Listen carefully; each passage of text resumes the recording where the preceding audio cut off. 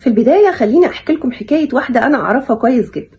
كانت بتدي وقتها ومجهودها كله لبيتها وولادها وصحابها.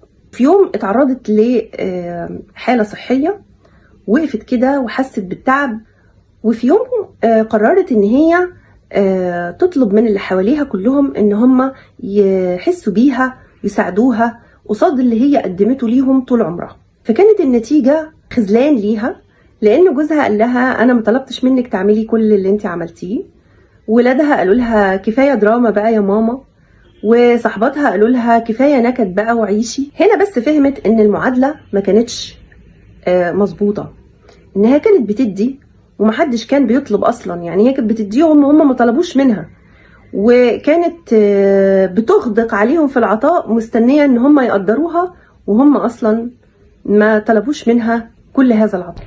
وبعد ما قعدت وفكرت اكتشفت ان مش هم اللي غلطانين، وان هي اللي المفروض تتغير، وان هي دي لازم تكون البداية. التغيير يجي من جواها هي. وهنا جه دور التمارين اللي هي عملتها. اول حاجة في التغيير كانت اول تمرين معانا، انها فكرت قبل ما تعمل اي حاجة وتقدم اي حاجة لحد تشوف هو محتاج الحاجة دي فعلا ولا لا. يعني قبل ما اقدم اهتمام واقدم استماع جيد واقدم من وقتي واهتمامي طول الوقت للي قدامي، هل هو محتاج ده فعلا ولا مش محتاجه؟ علشان لما اعمله ما احسش ان انا مستنزفه، لان اللي قدامي لو هو مش محتاجه مش هيقدر. تاني حاجه عملتها ان هي لما تكون تعبانه تقول انا تعبانه وهدخل انام، من غير شرح، من غير تبرير، من غير شعور بالذنب. انا تعبانه وداخله استريح شويه. تالت حاجه ان انا ما بررش مشاعري. يعني ايه؟